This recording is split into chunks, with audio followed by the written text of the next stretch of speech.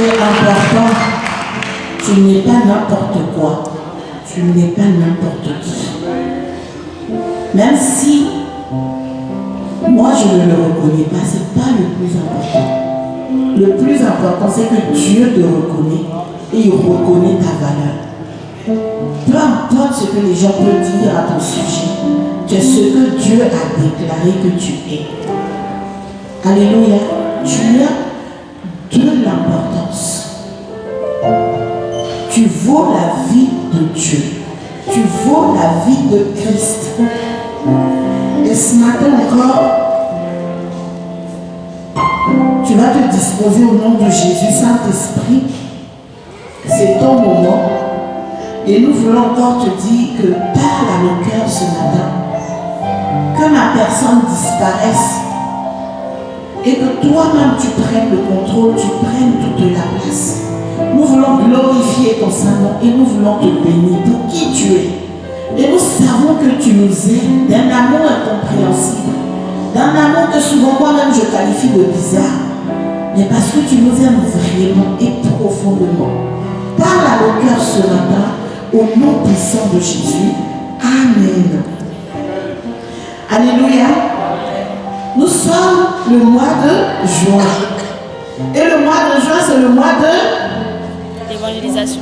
Je ne sais pas si vous êtes connectés. C'est le mois de l'évangélisation. Ah, c'est vous qui l'avez dit. Hein. C'est le mois de l'évangélisation. C'est le mois où nous devons évangéliser, parler de Jésus. Amen. Ce message de ce matin, je souris parce que Dieu me l'a donné en 2 portions. Dans mes rendez-vous matinaux avec le Saint-Esprit dans le train. En ce moment, j'ai l'impression que c'est dans le train que tout se passe. Et je bénis le nom du Seigneur. Amen. J'ai médité tout le livre ce matin-là. J'ai écouté tout le livre. Et j'ai eu du mal à donner un thème, en fait. Au départ, j'ai dit miséricorde, la miséricorde et la compassion de Dieu. Et après, j'ai dit non, je ne te condamne pas.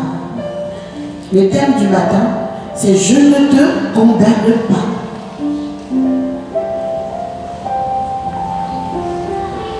C'est quoi la miséricorde? C'est quoi la compassion? Dans le dictionnaire, on dit la compassion, c'est la sensibilité au malheur d'autrui. Quand tu es dans la compassion, tu es sensible au malheur d'autrui, de ce qui peut arriver à l'autre. La miséricorde, c'est la pitié par laquelle on pardonne un coupable. Ce qui veut dire qu'on dit que tu es miséricorde quand tu pardonnes quelqu'un qui a mal fait. On dit là, il a manifesté la miséricorde. Amen. Et dans la miséricorde, on peut parler de clémence, on peut parler d'indulgence.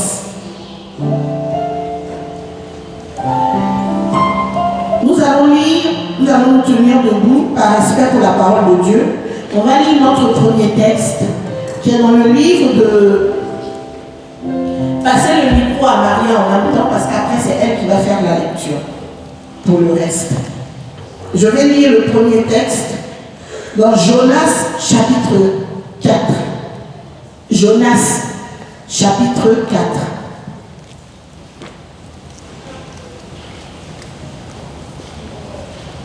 Pour ceux qui prennent note, vous pouvez lire la version du semeur, c'est très intéressant.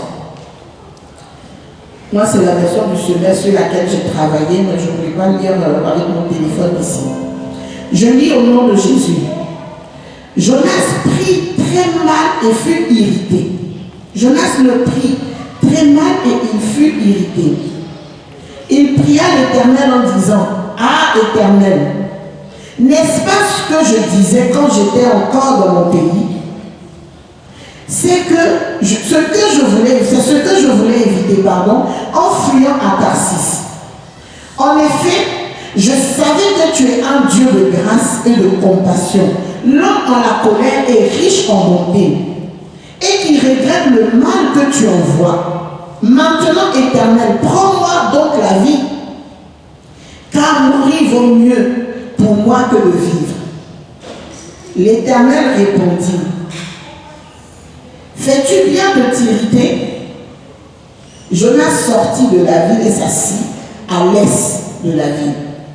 Là, il se fit une cabane et s'y tint à l'ombre en attendant de voir ce qui arriverait dans la ville. L'Éternel Dieu fit pousser une plante qui se leva au-dessus de Jonas pour donner de l'ombre à sa tête et le diriger et le délivrer de son mal. Jonas éprouva une grande joie à cause de cette plante. Mais le lendemain, à l'aurore, Dieu fit venir un ver qui le rongea et la plante sécha. Au lever du soleil, Dieu fit souffler un vent chaud d'est et le soleil frappa la tête de Jonas au point qu'il tomba en défaillance. Il demanda la mort en disant, il vaut mieux pour moi mourir que de vivre. Dieu dit à Jonas, fais-tu bien de t'irriter à cause de la plante? Il répondit, je fais bien de m'irriter jusqu'à la mort. L'Éternel dit, tu as pitié de la plante qui ne t'a coûté aucune peine et que tu n'as pas fait pousser. Qui est née une nuit et qui a disparu l'autre nuit. Et moi, je n'aurai pas pitié de Ninive, la grande ville dans laquelle se trouvent plus de 120 000 êtres humains, incapables de distinguer leur droite de leur gauche et un grand nombre d'animaux. Amen. Amen, vous pouvez vous asseoir. J'ai lu tout le chapitre 4, c'est le dernier chapitre. Et c'est comme ça l'histoire s'arrête. Pour ceux qui ne connaissent pas l'histoire de Jonas, Jonas est un prophète que Dieu dit, va à Ninive pour dire aux habitants de Ninive que j'ai un problème avec eux, leur manière de vivre me dérange. Et Jonas a dit non, les habitants de Ninive, ils méritent la mort. Lui, il ne peut pas aller les prévenir parce que c'est des pécheurs, c'est des païens, comme on dit chez nous, c'est des personnes de mauvaise vie. Lui, il ne voit pas pourquoi il va se donner la peine d'aller à Ninive pour leur dire ce que Dieu dit d'eux. Et comme Dieu a insisté, Jonas a décidé d'aller à Tarsis se cacher. Donc il est parti, il a pris son billet pour Tarsis et il est parti. Sur son chemin de Tarsis, Dieu s'est terriblement fâché contre Jonas et il a envoyé une grande tempête dans le bateau dans lequel Jonas était, a commencé à chavirer. Tout l'équipage a commencé à prier. Jonas est parti se cacher dans le fond du bateau et il dormait. Je me dis, waouh, il faut être fort pour dormir pendant qu'il y a un orage. Tellement il était vraiment de mauvaise volonté qu'il ne voulait pas y aller. Il a réussi à trouver du sommeil dans un bateau qui est en train de couler. Pour les gens ont jeté tout ce qu'il y avait sur le bateau pour ne pas couler. Mais lui, il était dans le fond du bateau, il dormait.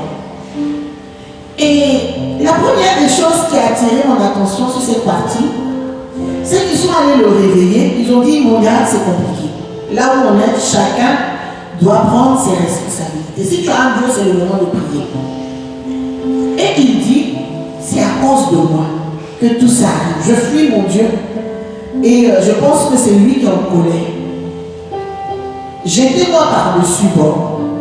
Je pense qu'après, si je meurs, tout sera calme. Je vois que Jonas était un gars dépressif. Parce que dans ce qu'on vient de lire, tout est en train de demander la mort. Je préfère mourir que vivre. Je préfère mourir que vivre. L'homme est le même, en fait. Souvent, nous aujourd'hui, on pense que les gens d'avant, ils avaient un certain type de vie. Et nous, on a un certain type de vie. Non. Salomon dit qu'il n'y a rien de nouveau sous le soleil. Il n'y a rien. Regardez Jonas, quelqu'un qui est tout le temps, j'ai lu tout à l'heure, 3 ou 4 fois, il a dit, mourir pour moi est mieux que vivre. C'est un pasteur qui est tout le temps en train de dire, Dieu, t'as qu'à me tuer, t'as qu'à me tuer, t'as qu'à me tuer. Si aujourd'hui je viens ici, puis je dis non, Seigneur, je préfère mourir que vivre, tout le monde va me regarder de travers. Mais je suis pas la première. Même le grand Élie qui a fait des descendre le feu du ciel, a dit Seigneur, franchement, je préfère mourir que vivre. Pour dire que la vie chrétienne, ce n'est pas une histoire de genre, je suis puissant, je suis genre. Non, non, non. Il y a des moments de haut et puis il y a des moments de bas. Vous comprenez? Jonas dit, jetez-moi par-dessus bord. Eux ils disent, non, on ne peut pas tuer quelqu'un comme ça, c'est pas. Non. C'est même s'il le dit, il dit, non, on ne peut pas faire mourir un cache-cou, on va te tuer, nous tous on va mourir, on aura des problèmes après. Et j'ai vu qu'ils ont fait, ils ont tiré au sort. Alléluia. Alléluia. Est-ce que j'ai quelqu'un avec moi? Ils ont fait un tirage au sort. Je me suis dit, oh, j'avais déjà vu un tirage au sort dans la Bible. Et là, je me suis dit, ils ont vraiment tiré au sort. Et le sort est tombé sur Jonas. Pour dire qu'il y a des choses qui t'arrivent. Tu penses qu'il n'y a pas de hasard avec lui. Même un tirage au sort. Je me suis dit, attends, c'est un tirage au sort. Non, c'est dit non, c'est un hasard. Non, il n'y a pas de hasard. Un tirage au sort. Je me suis dit, mais pourquoi il fait un tirage au sort? C'est quoi cette pensée de faire un tirage au sort? Supposons que ça tombait sur une autre personne. Il fait un tirage au sort, ça tombe sur Jonas. Du coup, on le jette dans la mer et la mer se calme tout de suite. Quand il tombe dans la mer, Dieu envoie un poisson. Je crois que c'est une baleine qui l'avale. Un poisson en tout cas qui l'avale. Et il reste dans le ventre du poisson. Et c'est dans le ventre du poisson là-bas, je pense qu'il a compris. Il a prié, demandé pardon au Seigneur. Il est sorti du ventre du poisson. Le poisson l'a recraché sur la rive de Ninive. Et il est parti faire le message du Seigneur. Vous dites souvent, on aime les histoires compliquées. Si tu étais parti directement à Ninive, c'est fini. Tu as embarqué un bateau. Des gens ont perdu leurs marchandises. Des gens ont souffert. Souvent, notre attitude embarque beaucoup de personnes dans des problèmes parce qu'on ne veut pas faire ce que Dieu nous demande de faire. Point. Les pauvres pécheurs qui l'ont pris, je me suis dit, c'est pour rien en fait. Tu assistes, tu vis ta vie calmement, il y a quelqu'un qui vient se rentrer dans ton quotidien et toute ta vie est bousillée. Amen. Je le dis pourquoi. Je fais ce résumé pourquoi. Parce que quand il a fini de prêcher et qu'il a dit, Dieu m'envoie vous dire, les gens de Ninive se sont repentis. Le roi a décrété un jeûne. Ils se sont humiliés pour demander pardon au Seigneur. Et ce que je viens de lire, c'est la réaction de Jonas. Il est en colère. Il dit, voilà, tu as un Dieu qui a compassion. Tu as un Dieu qui a pitié des gens. Tu as un Dieu qui quand il fait le mal, ça lui fait. Tu ne gardes pas le mal que tu envoies sur les hommes. C'est pour ça que je ne voulais pas venir, parce que je savais que si je venais, ils allaient demander pardon, tu allais accepter. Est-ce que nous ne sommes pas des Jonas des temps modernes? Alléluia. Nous sommes une génération de chrétiens très durs. Aujourd'hui, les valeurs comme la compassion et la miséricorde sont rares. N'est-ce pas? Si aujourd'hui, Gwendoline t'a blessé, aucunement tu vas penser à ce que Gwendoline puisse se repentir. Tu vas prier que Dieu la frappe. Tu vas prier qu'elle paye pour ce qu'elle t'a fait. N'est-ce pas? Souvent, il y a des personnes qu'on catalogue, on met des étiquettes. Elle, c'est une pécheresse. Elle, là, c'est une menteuse. Lui, là, il est comme ci. Elle, là, il est comme ça. Lui, là, il est comme ça. Et on manque de compassion. On manque de miséricorde. Comme je dis, la compassion, c'était la sensibilité au malheur d'autrui. Et la miséricorde, c'est la pitié. C'est de la pitié quelque part, la miséricorde. Est-ce qu'on n'est pas comme Jonas, les Jonas des temps modernes, où quand quelqu'un arrive à tomber ou à faire quelque chose de mal, il n'y a plus de demi-tour, il n'y a plus de miséricorde. Alléluia. Est-ce qu'on a encore de la compassion pour les personnes qui sont autour de nous? Est-ce que quand un malheur arrive à quelqu'un qui t'a fait du mal, est-ce que tu es sensible à ça? Ou bien tu dis c'est bien fait pour lui? Il n'avait qu'à pas. Pourtant, le Dieu que nous prions, c'est un Dieu plein de miséricorde, plein de compassion. Deutéronome 4, verset 31 dit: Car l'Éternel, ton Dieu, est un Dieu de miséricorde, qui ne t'abandonnera point et ne te détruira point. Il n'oubliera pas l'alliance de tes pères qu'il leur a juré. On se revendique être de Dieu. On dit c'est un Dieu qui est plein de miséricorde, de compassion. Jérémie 3, verset 12 dit quoi encore? Va. Jérémie 3, verset 12. Va, crie ces paroles vers le septentrion et dis: reviens infidèle, dit l'Éternel. Je ne jetterai pas sur toi un regard sévère. Dieu dit: tu es infidèle, va, crie ces paroles. Ce matin, je le crie à quelqu'un. Peu importe ce que tu as vécu, qui tu es, la vie que tu mènes, il dit: je ne jetterai pas vers toi un regard sévère. Alléluia. Il dit: je ne jetterai pas vers toi un regard sévère, car je suis miséricordieux. C'est qu'il dit: je suis indulgent avec toi. Je suis clément avec toi. Dit l'Éternel: je ne garde pas ma colère à toujours.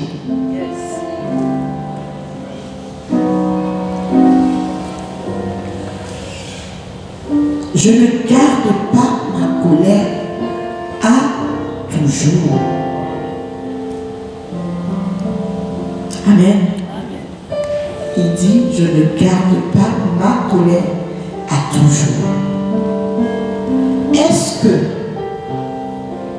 si Dieu ne garde pas sa colère à toujours, et toi ta colère, qu'en est-il de ta colère? Je parle doucement, je parle lentement pour que chacun d'entre nous comprenne et suive la direction, parce qu'on est en train d'aller quelque part. Amen.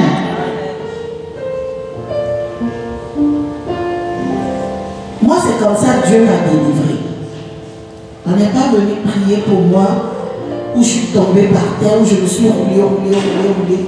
Mais à chaque fois que je venais à l'église et que j'écoutais, je me disais toujours c'est de moi. Et je voyais, j'écrivais beaucoup. Et j'essayais de recadrer ce qu'on a dit. Est-ce que je me retrouve dans tel domaine? Bon, si c'est moi, et ça m'a appris quoi à changer. C'est comme ça que Dieu m'a délivré. Parce que je ne suis pas celle que j'étais avant. Dieu a eu vraiment compassion de moi, je peux vous le garantir. Jacques 5, verset 11. L'Éternel ne garde pas sa colère. Il n'est pas sévère. C'est pourquoi je dis: Jésus ne te condamne pas non plus. Il dit: moi non plus, je ne te condamne pas. Jacques 5, verset 11 dit: voici, nous disons bienheureux ceux qui ont souffert patiemment. Vous avez entendu parler de la patience de Job. Et vous avez vu à la fin que le Seigneur lui accorda. Car le Seigneur est plein de miséricorde et de compassion. Chrétien de 2024 de Verrières-le-Buisson. Est-ce qu'aujourd'hui, nous ne jugeons pas trop sévèrement les autres? Est-ce que nous ne sommes pas plus durs que Dieu envers les autres? Église, tu n'es pas plus dur que Dieu envers les autres. Parce que Dieu il a dit, c'était clair: je ne regarde pas sévèrement, je fais compassion, je suis miséricorde, je ne garde pas ma colère. C'est-à-dire que même quand il est en colère, Jonas a dit: tu ne laisses pas le mal que tu envoies longtemps sur les gens. Mais dans le fond, est-ce que nous valons mieux que les autres? Nous qui sommes si durs, là, nous qui sommes si difficiles, nous qui enchaînons les gens, est-ce que nous valons mieux que les autres? Pour être aussi dur, si Dieu qui est saint, qui est 3 fois saint, qui est parfait, qui n'a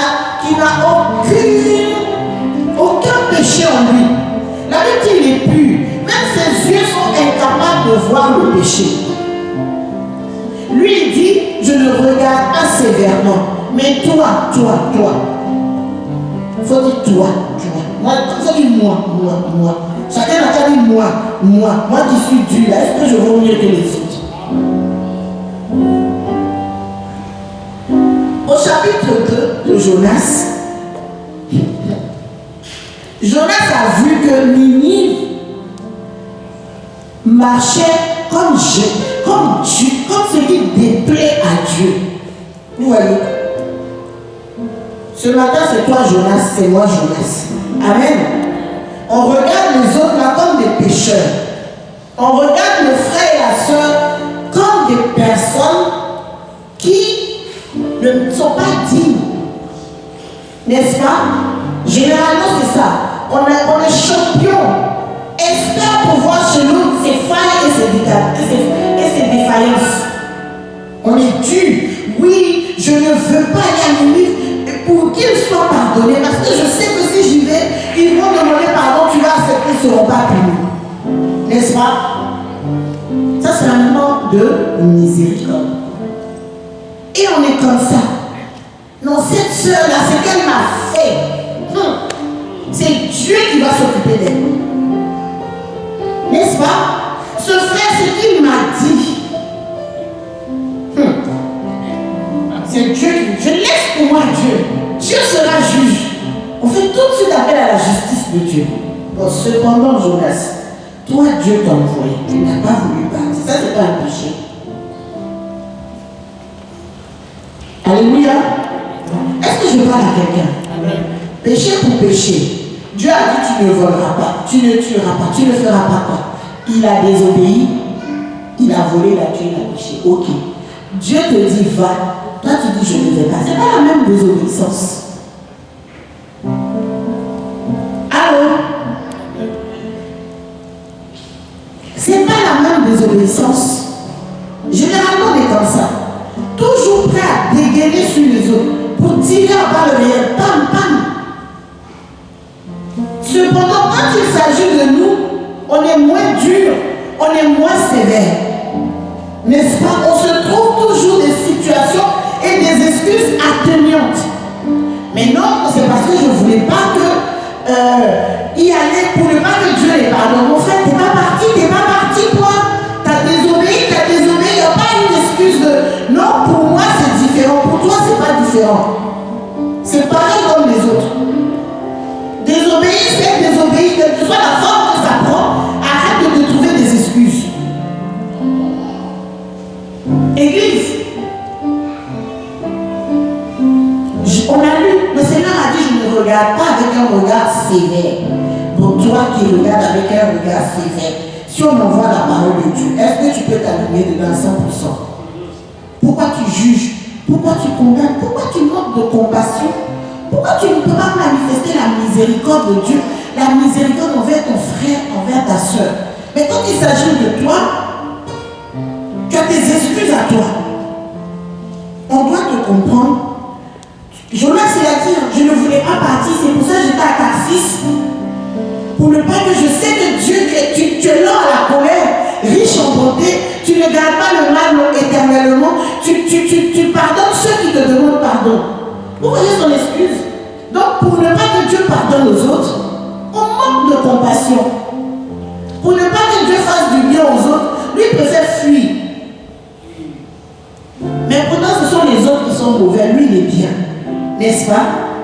Est-ce qu'on ne fonctionne pas comme ça souvent?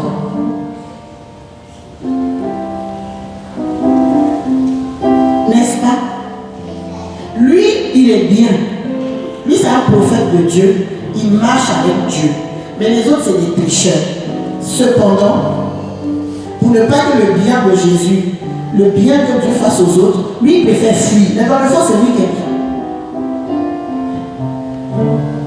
si on va les mettre dans la balance, au chapitre 2, quand il est avalé par le poisson, j'ai tellement rigolé quand j'ai lu ce chapitre. J'ai dit, mais vraiment, chapitre 2 de Jonas, je lis. L'Éternel fit venir un grand poisson pour avaler Jonas. Et Jonas fut 3 jours et 3 nuits dans le ventre du poisson. Jonas pria l'Éternel son Dieu en disant, dans ma détresse, on connaît ces paroles-là. Dans ma détresse, j'ai fait appel à l'Éternel. Dans ma détresse, j'ai crié à l'Éternel. C'est Jonas. Lui, quand il est dans la détresse, il sait faire appel à l'Éternel. Vous voyez comment les hommes sont? Et on ne diffère pas, c'est pas l'ancien temps, on ne diffère pas de Jonas. Hein? Il y a beaucoup de Jonas des temps modernes. J'ai crié à l'Éternel. Il m'a répondu. Du milieu des séjours des morts, j'ai appelé au secours. Et tu as entendu ma voix. Tu m'as jeté dans l'abîme, dans les profondeurs de la mer. Les courants m'ont environné. Toutes les vagues et tous les flots sont passés sur moi. Je disais, je suis chassé loin de ton regard, mais je verrai encore ton saint temple. L'eau m'a couvert jusqu'à m'enlever la vie. L'abîme m'a enveloppé des algues.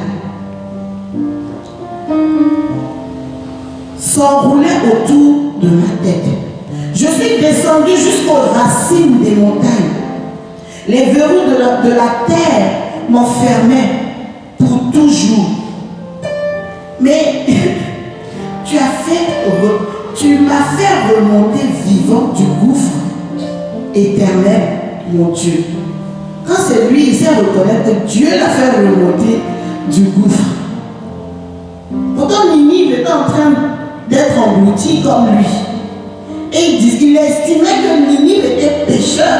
Ninive ne méritait pas d'être remonté aussi comme lui a été remonté.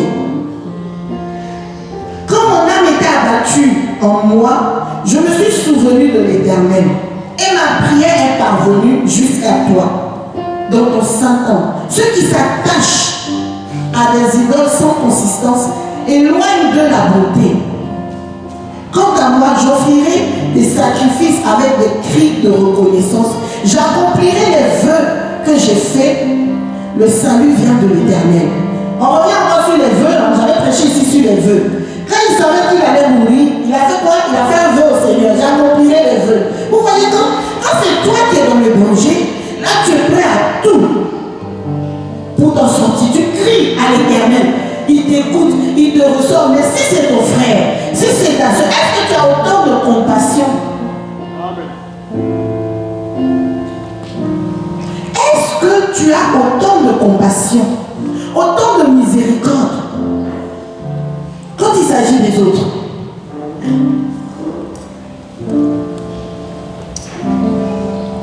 Dieu est compatissant malgré son obéissance. Dieu ne fait pas de favoritisme. Il n'y a pas d'enfant préféré. Bon, même si moi-même, je me déclare toujours être la préférée. Moi, je me positionne en tant que préférée. Je dis ce qui est sur l'ancienne, je me positionne. Amen. Dieu ne fait pas de favoritisme. Autant il a délivré les habitants de Ninive, autant il a délivré Jonas. Qui es-tu, Élishama, pour condamner, pour juger? Nous devons appliquer nos cœurs. Au jour d'aujourd'hui, ça manque. On peut voir quelqu'un en train d'agoniser dans la rue. On sort le smartphone, on fait des directs, on filme. Les gens n'ont plus de compassion. Les gens n'ont plus de compassion. On ne va plus chercher à savoir pourquoi ce frère, cette soeur ont agi comme ça. On ne cherche plus, ce n'est pas important. Bam, on condamne, on est dur avec les autres.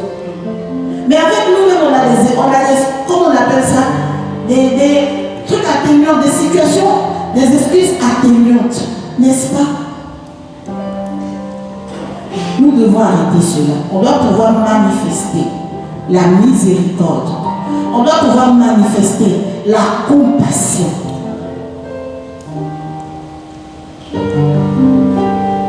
Quand tu vois ton frère, tu vois ta soeur en train d'aller dans le mauvais chemin, au lieu d'être un Jonas,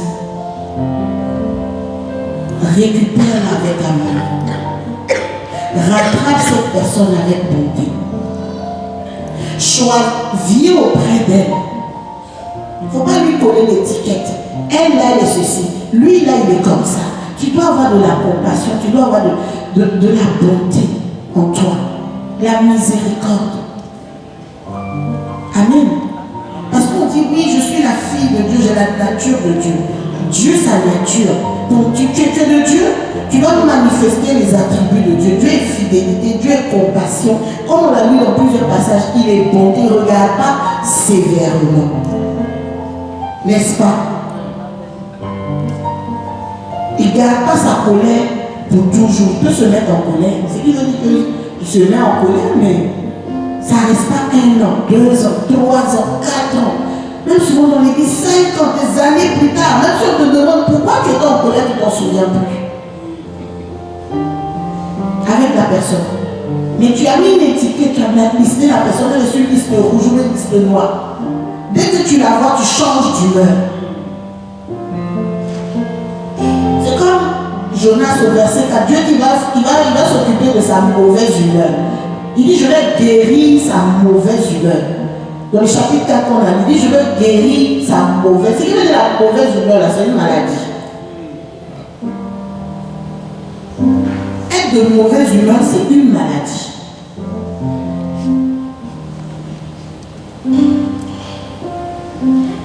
Tu dois appliquer ton cœur à être compatissant, à être miséricorde envers ton frère, envers ta soeur, envers les membres de ta famille, avec ton épouse, avec tes enfants.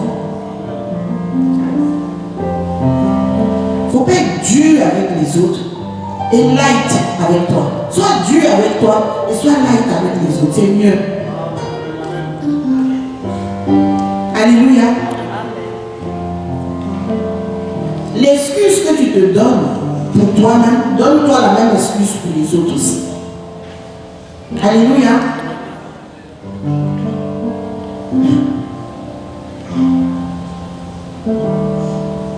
Marie Jésus. Tu vas lire, on va lire Jean chapitre 8, verset 1 à 11. Jean chapitre 8, verset 1 à 11.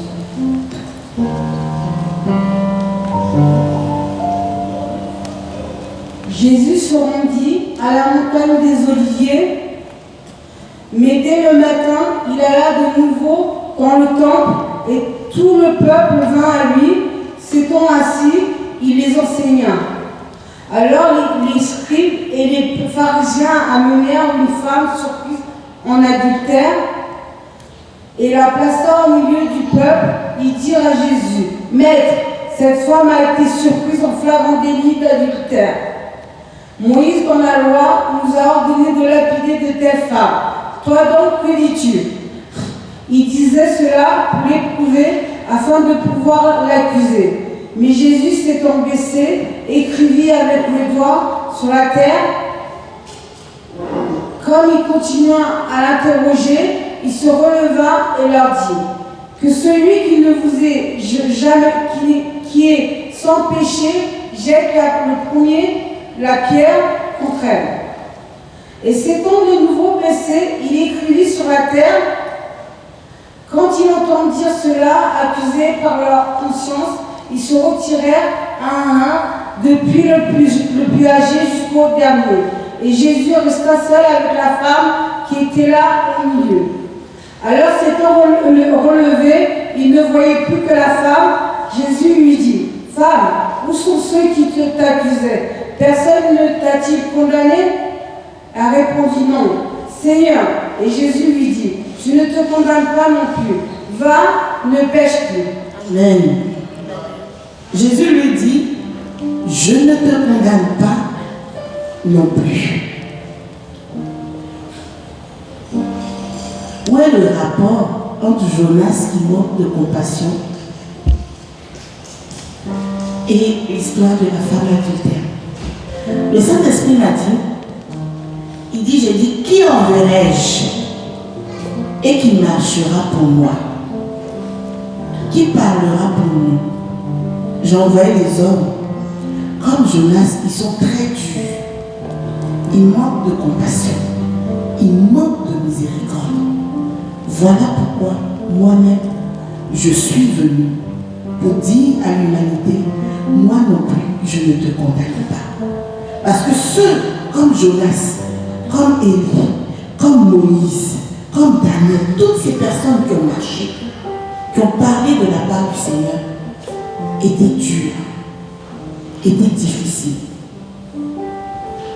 Quand tu lis l'histoire du grand Élie qui a tué presque 800 personnes, vous voyez comment l'homme peut être dur. Il a tué, oui on dit il a tué les prophètes de Baal et d'Astarté. Mais Dieu a dit quoi? Je ne regarde pas avec sévérité. Je ne garde pas ma colère à toujours. Est-ce que ces 800 prêtres-là ne pouvaient pas se détourner après avoir vu la puissance de Dieu pour aller à Christ, pour aller à Dieu? C'est pourquoi Jésus est venu. Il a envoyé les pharisiens, les scribes, eux les docteurs de la loi. Ils étaient prêts à lapider cette femme-là. Ils étaient prêts à tuer cette femme. Mais Jésus est venu pour nous montrer c'est quoi la compassion, c'est quoi la miséricorde. Nous sommes dans le mois de l'évangélisation. Si tu n'as pas compassion, si tu n'es pas miséricorde, tu ne peux pas aller parler de Jésus aux gens.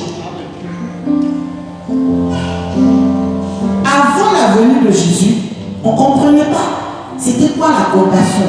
C'était la loi est stricte et est dure.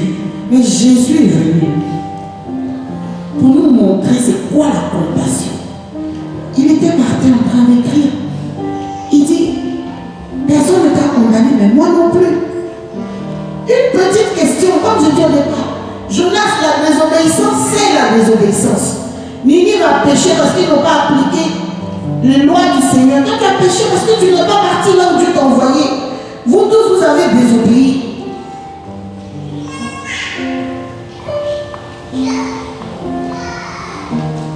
Les hommes y mettent beaucoup de conditions. Les hommes y mettent beaucoup de chichi et de chacha là où Dieu n'a pas voulu mettre tout ça. N'a pas voulu de tout ça. L'homme est dur, l'homme est compliqué. Mais tu dois être plein de compassion, plein de miséricorde pour parler de Jésus aux gens.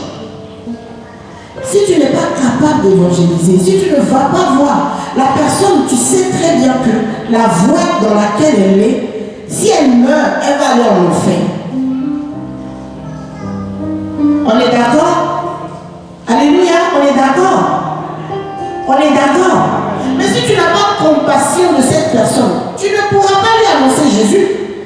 Si tu n'as pas de la miséricorde en toi pour dire, c'est vrai, cette personne m'a offensé, c'est vrai, cette personne m'a blessé, mais je fais miséricorde.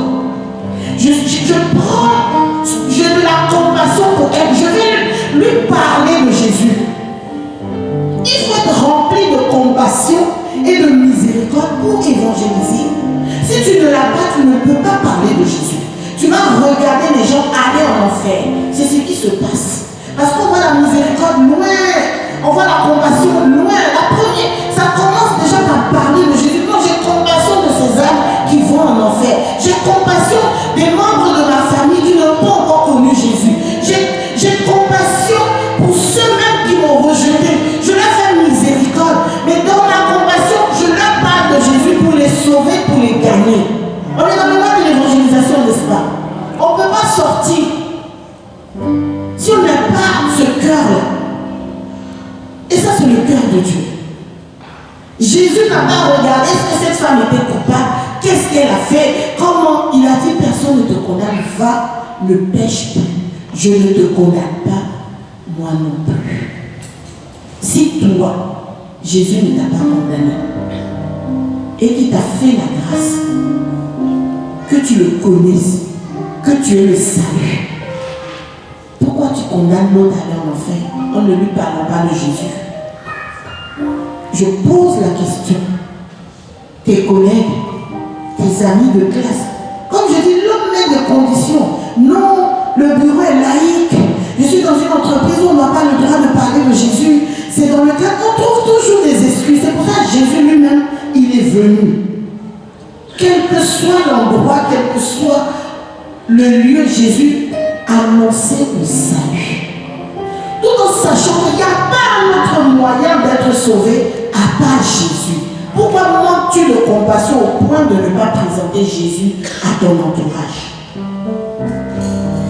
Est-ce que quelque part tu n'as pas la même attitude que Jonas, qui a refusé d'aller parler à Ninive pour que Ninive se répande, de peur que la grâce de Dieu, la compassion et la miséricorde de Dieu leur soient manifestées? Est-ce que tu n'es pas un Jonas des temps modernes? Parce que j'ai lu au chapitre 2, lui dans sa détresse, il a fait quoi? Il a fait appel à l'Éternel. Il sait qu'on doit faire appel à l'Éternel quand on est dans la détresse. Mais ceux qui sont autour de toi, quand ils sont dans la détresse, est-ce que tu leur présentes Jésus, celui à qui on peut faire appel pour qu'il sorte de la détresse? Ou bien tu as une excuse? On veut évangéliser, on veut parler de Jésus. Nous devons avoir ce cœur. On se prétend être de Dieu, on se revendique être fils et filles de Dieu. Dieu, il a dit, il est plein de compassion, il est plein de miséricorde.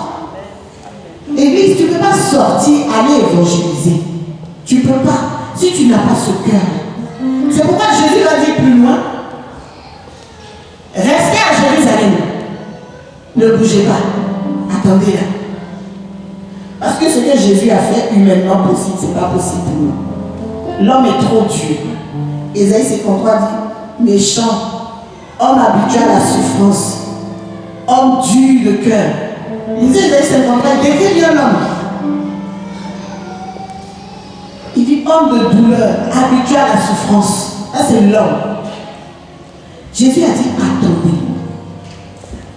Il a envoyé ses prophètes, il a envoyé du monde. Personne ne pouvait aller exprimer correctement ce que lui il ressentait. Parce que l'homme avait sa partie où non mais toi tu peux être de mauvaise humeur comme on a conclu sur le verset 4 de Joseph.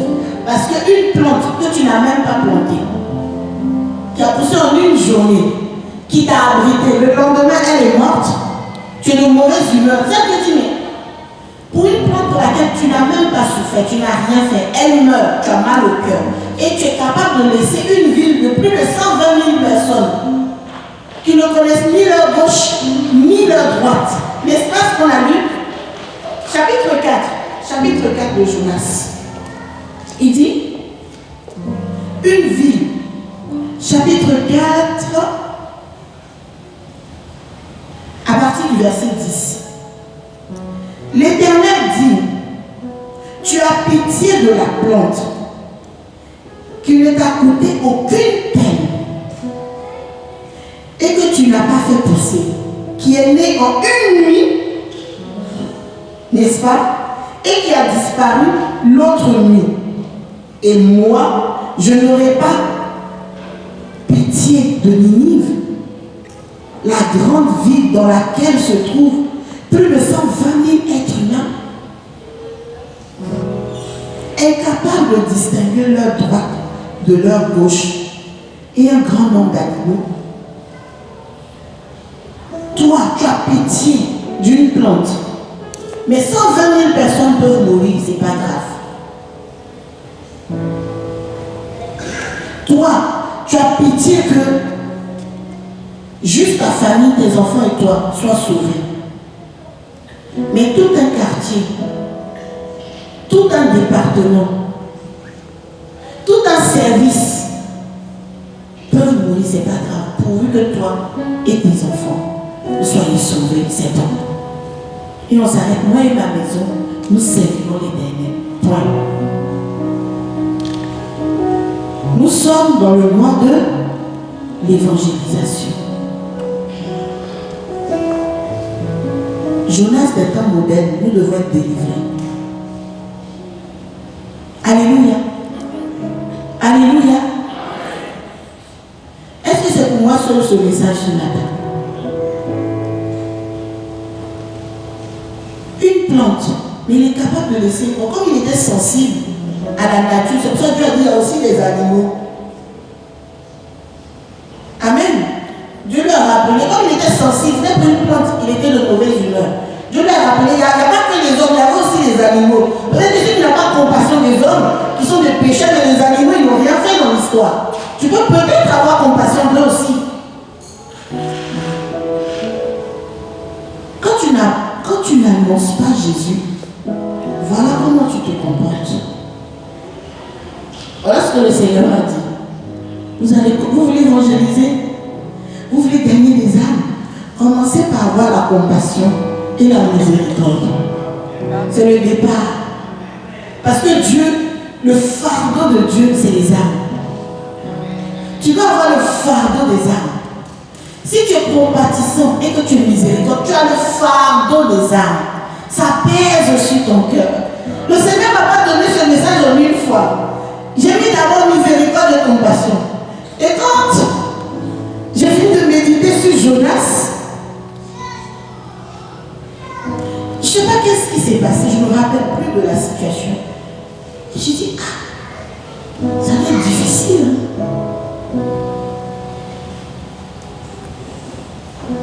Je me suis dit, mais qui? Et le Seigneur m'a dit, la femme, elle a été prise en flagrant délit. Oh, ici aujourd'hui, on a entendu une histoire. Le frère ou la soeur a fait quelque chose. On va le blacklister, on va mettre l'étiquette, on va sortir les versets, les mauvaises compagnies corrompent les mœurs. Et on isole la personne, on le met en quarantaine. N'est-ce pas? Il devient contagieux du péché. Mais comme il est chanté, tu as un miroir. Le péché ne pourra pas effacer l'image que Jésus a gravée en toi. Ce que tu as fait ou n'as pas fait ne peut rien changer. C'est Dieu qui t'a choisi. Ce qui fait de toi une personne de valeur, alors ce que tu as, ce que tu es, peu importe. Jésus a dit ce matin, je le dis aussi, moi non plus, je ne te condamne pas. Peu importe ton histoire, peu importe ce que tu as vécu, moi non plus, je ne te condamne pas. Ceux qui te condamnent, je veux te dire, dis-leur que Jésus m'a dit qu'il ne me condamne pas. Toi qui es Jonas de temps moderne, Jésus a dit assieds-toi à Jérusalem. Le Saint-Esprit arrive pour te donner le caractère et les attributs de Jésus pour être autant compatissant. C'est pour ça, le grand Pierre était aussi égoïste. Pierre, dès qu'il y avait la gloire de Dieu, il dit Jésus, on reste là. Je fais une tente pour toi, pour Moïse. Je fais une tente et puis on demeure là. Point. N'est-ce pas? Quand tu viens à l'église, tu es en extase. Tu lèves les mains comme ça, tu pries en langue, tu décolles, mais on sait que le réseau est free en toi, le Seigneur. Il n'y a aucune interférence. Et puis tu gardes ça chaleureusement. Tu mets ça bien, tu gardes ça que pour toi. C'est comme ça Pierre faisait. Pierre disait non. Quand la gloire de Dieu descendait, il a vu Moïse, il a vu Élie, il dit Seigneur, on va faire une tente, on reste ici sur la montagne. On reste là devant nos quatre. On ne descend plus. C'est bon. Mais quand le Saint-Esprit est descendu, c'est le même Pierre qui n'a plus eu peur. Parce que pour faire ça, on a besoin du Saint-Esprit. Comme ça, Jésus a dit, mais attendez d'abord. Pierre était un homme. Pierre, il blaguait pas. Dès qu'ils sont venus arrêter Jésus, il a levé son couteau. Il a coupé l'oreille de Malchuche. Lui, c'était du tic au tac. On l'appelle lui. Comme je dis, comportement mouton, réaction berger. Puis il a sorti son truc, il a coupé l'oreille. Est-ce qu'il pouvait gagner? Il ne pouvait pas gagner, ils étaient que 13. Non, même 12, parce que Judas était sorti du milieu de lui. Toute une armée. C'est le même Pierre. Quand le Saint-Esprit qui est descendu, qui a mis ses intérêts de côté, qui n'a pas eu peur. Souvent, il a été fouetté. En une prédication, il a gagné 3000 personnes. Une seule prédication. Est-ce que Jésus a changé? Moi, je dis, on chante toujours Alpha, Oméga. Ce n'est pas seulement pour les bénédictions. Il est Alpha, Oméga dans sa colère. Il est Alpha, Oméga dans ses principes. Il est Alpha, Oméga. Il ne change pas, non? On dit, tu ne changes pas. Il y a plein d'ondes de variation. Ce qui veut dire que ce qui était, il attend toujours ça de nous. On a besoin du Saint-Esprit. Pierre le peureux, qui a régné Jésus. Les apôtres.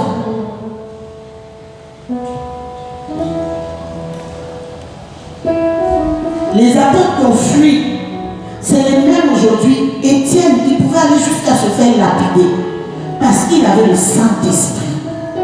Et avec le Saint-Esprit, tu dois avoir les caractères et les attributs du cœur de Dieu. En 2023, comment Martine a pris 2 mois et demi pour nous dire c'était quoi un disciple. N'est-ce pas? 80% de ceux qui étaient là ont entendu. Jésus a dit avant de partir, ces dernières paroles, allez faire de toutes les nations mes disciples. C'était ses dernières recommandations. Pourquoi tu te joues les Jonas des temps modernes? Église, pourquoi tu condamnes la vie d'autrui en ne lui parlant pas de Jésus? Parce que c'est ça au fait. Cette personne, en lui parlant de Jésus, elle va se repentir, elle va changer de direction et elle sera sauvée.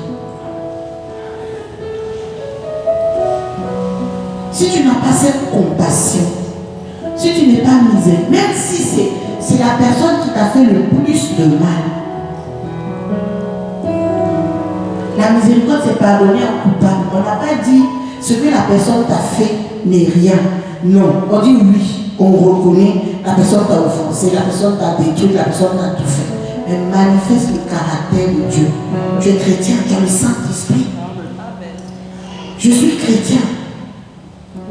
Quand on regarde nos enfants, on voit nos tics, nos traits de caractère, même dans le physique.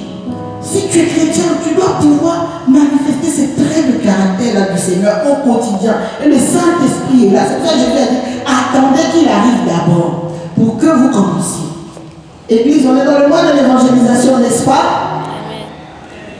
Ah, il y a 3 personnes seulement qui ont dit Amen. Je suis en train de chuter. On est dans le mois de l'évangélisation, n'est-ce pas? Toi qui n'as pas encore donné ta vie à Jésus. Si le diable te dit non, tu es un pécheur concentré, il faut dire que le sang de Jésus va te diluer jusqu'à te faire perdre le péché. C'est le moment de donner ta vie à Jésus. Il dit, moi non plus, je ne te condamne pas. Ce matin, malgré la dureté du message que je peux te donner, si tu n'avais pas encore commencé, Jésus te dit ce matin, moi non plus, je ne te condamne pas. Parce qu'évangéliser, ce n'est pas une option, c'est un ordre. Parler de Jésus, ce n'est pas une option, c'est un ordre. C'est à l'impératif. Impératif, c'est ordre. Il dit, faites.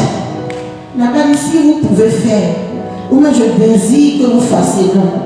Il y a des passages où Dieu nous donne le choix. Il dit, je te conseille de choisir la vie. Là, il te conseille, ce n'est pas un impératif. Mais quand il te dit, faites, c'est un ordre. Si tu ne l'avais pas encore fait, ce matin, il dit, je ne te condamne pas, moi non plus. Commence pas à te morfondre, non, vraiment, j'aurais dû évangéliser, j'ai pas pu, Seigneur. Il dit ce matin, on a les compter à 0. Je ne te condamne pas, moi non plus. Si dans le parcours, tu t'es éloigné, si dans ton parcours, c'était bizarre, ce matin, je te donne l'opportunité encore de faire demi-tour. viens te repositionner. Parce qu'il dit, je ne te condamne pas, moi non plus. Puisqu'il ne te condamne pas, qui suis-je moi pour te condamner, pour te regarder de travers? La grâce est encore disponible. Alléluia. La grâce est encore disponible.